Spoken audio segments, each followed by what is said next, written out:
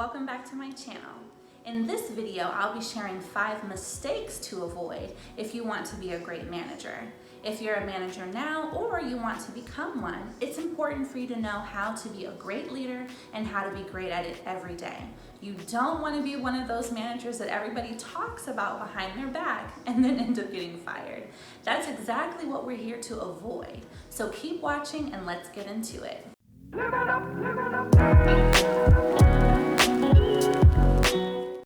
If you're new here, go ahead and click that subscribe button so you can be notified every time I post a new video.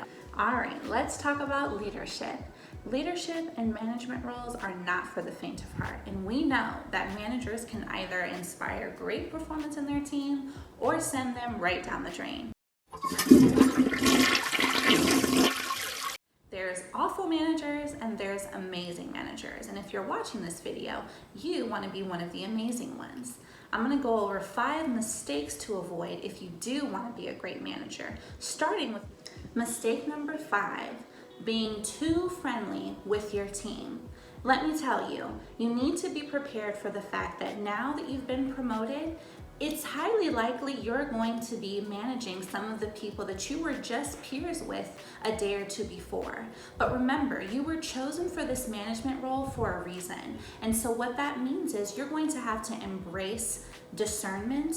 You're going to have to understand that while you can still maintain a friendship with them, there has to be a balance and there has to be separation between what you all discuss at work, your work responsibilities, and how you can engage as friends outside of work. The biggest mistake managers can make is trying too hard to be one of the team. You need to realize that you wanted this manager job, you were chosen for the manager job, so that does mean there is a degree of separation between who you are now as a manager and the people that you're managing who could be your friends. So what this means is that you're going to have to sometimes not talk about work when you go to the bar after work, or separate yourself from the conversations about work. Do not engage in office drama or office gossip, because as a manager, it will absolutely come back to bite you. You cannot be talking with your peers or your colleagues about who they don't like or something they don't like at work or a new policy that they don't like, anything like that outside of work, because it absolutely will come back and get you, and you don't want your boss or your superior to hear from someone else that you were engaging in that kind of conversation. Along with this, it's important to know how to separate yourself, because now that you have a team of people you're managing, just because you're friends with someone in that team outside of work, you need to be able to be consistent and be fair with everyone on the team. So that person or those people who are your friends, they can't get more time with you than everyone else on the team. They can't be able to laugh more with you than everyone else on the team or get special privileges that other people on the team don't get. If they messed up or didn't hit their numbers, you've got to have consequences for them, just as you would have consequences for everyone else. That's how you're going to get and keep the respect of your team members. Now, the next mistake to avoid, which is really well connected to this one, is not being consistent. Listen, if you're all over the place, committing to things that you can't actually keep, your team is going to feel that, and they're not going to be consistent either. They're not going to be consistent with their performance. They're not going to be consistent with keeping meetings with you. Anything you'll need from them is going to fall short because you're not coming through and giving what you can. Now, this doesn't mean you need to be this amazing manager right at the beginning and set all these meetings and just do everything. But you do need to be mindful of what you can honestly and actually keep up with. So if you're going to have a team meeting every day at 9 a.m., do it. But if you know that it won't work every day at 9 a.m., you have to be honest with yourself and set something that you know that you can keep. If you're falling through on certain promises, It's not going to go well the next time that you need your team to perform in a certain way. And that also means being consistent when it comes to managing their performance. So if someone on your team hasn't improved, or a group of people on your team haven't improved, and you've been working with them, but then all of a sudden you fall off, that's not going to work. You've got to consistently continue managing their performance and letting them know what expectations you have of them and how you want them to achieve their goals. When you are showing them that dedication and consistency, they're going to bring their own dedication and consistency to their performance. Got it? All right, now let's get into mistake number 3. Assuming that now, because you're a manager, you know everything. You got it. No, no, no.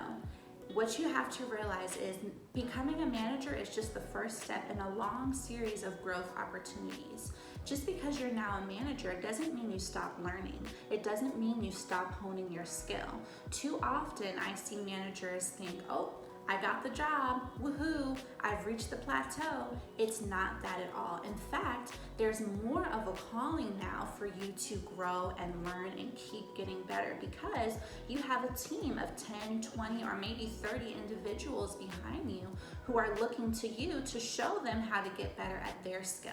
And the only way that you can truly lead them and keep them accountable for their goals is if you know what you're talking about. So if you're in sales, for example, and you're not consistently learning how to get better at selling the product that you're offering, guess what? Your team is not going to get better either. If you plateau, they plateau. The more that you get better at it, the better you'll be able to train your team to become, and then everybody wins. All right? Now let's get into mistake number 2, not asking for feedback. This is probably the mistake I see most often, in that managers just assume, oh, no one's saying anything to me, so everything must be going well. My team isn't saying anything, so everything must be going well. They're performing, etc., and etc. No, you have to be comfortable and consistent in always asking for feedback from not just your team, but also from your boss, your manager, and the other people who you manage with. That's where you should always be looking for in terms of gathering intel on if what you're doing is working, if there's anything you can improve upon. Now, first, let's focus on the team aspect of it. You have to realize that as a manager, it's not always one style or one size fits all. Everyone on your team is going to have, their own way that they like to be managed, their own way that they respond to feedback. And it's your job as a manager to understand those nuances. The way you're going to get your team to perform as best as possible is by knowing how everyone on your team responds to feedback. How do they like to be motivated? How do they like to be coached? The best way to get that information is to have one-on-ones. Schedule time to meet with everyone on your team individually so that you can ask them, what kind of style works for you? What motivates you? How do you want me to give you feedback? How often do you want me to give you feedback? By allowing them to tell you what works for them, it's a win-win because they feel listened to and empowered, and you're getting, firsthand knowledge as to how to relate to your teammate and how to get their performance to improve. Another way to do this can be to send out surveys at the end of every month or every quarter that allows your team to fill out, perhaps anonymously, so that they can be candid, what's been working, what they would like to see different, how they're feeling about the style that you've been having with them, if there's any feedback that they have. This takes maturity, but it will make you a better manager. It's going to allow you to really have an in-depth understanding of what's working and where you can improve, because let's face it, growth is important. Now, on the side of asking your boss and other managers that you work with, it's very important to do that as well, because you want to make sure that if you need help with something, you have someone who can tell you how you can improve. And from your own manager, ask them, is there anything that you see that I can improve upon? Is there any way that you see I could be better? Is there anything that you see I'm falling short on? Be humble and know that you can get better. Don't just be comfortable and plateau, or be a little bit audacious and think that you've already got it. Trust me, there's always room to improve. All right, we made it. Now let's get into mistake number 1, which is the biggest mistake to avoid: expecting more from your team than you're willing to give, aka not leading by example. This is definitely the biggest mistake you want to avoid as a manager, because it is literally the determining factor between being an amazing manager or an awful one, like we talked about earlier. Leading by example is the best way to get the respect of your team and to keep that respect. It's what's going to allow you to hold them accountable for their behavior, for their performance, because you're also holding yourself accountable. Your team is only going to be inspired to do well, inspired to be mature and take their job seriously, if you're inspired to do well and inspired to be mature and take it seriously. Trust me, your team is watching your interactions throughout the office. They're watching how you engage with them and with other people. They're watching to see if you're consistent, like we talked about. They're watching to see if you are always learning, if you're being too friendly. So the best way that you're going to get the best out of the people you work with is to give them your best. And it comes down to the simple things. If you want them to show up on time, you need to show up on time. If you want them to perform well, you need to show them how you're motivated to perform well and how you all are in the same boat. Think about it as you're the captain of that ship. You have to show your team that if they win, you win. Make them feel like you all are connected in this quest to do very well and to, get that prize or to hit the best numbers for that month or that quarter. Make them know that it is a team effort and that you're right there with them.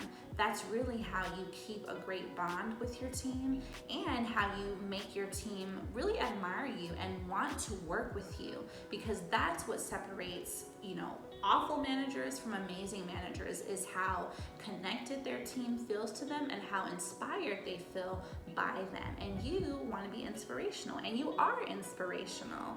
You just have to make sure that you're always leading by example and asking of them what you're willing to give yourself. So I really hope you all enjoyed this video. Let me know in the comments below what managers you've had in your past who definitely have committed some of these mistakes, and what are some other mistakes you see managers make. I also would like to know what you all want to see in the next video. You know that I'm very passionate about sharing professional tips and anything that can really help you be more successful in your career or entrepreneurial life, as well as how you can make more sales and make more money in that industry. So if there's anything else you want to see, let me know and I'll be sure to include it in my next video. Thanks again for watching, and I'll see you soon.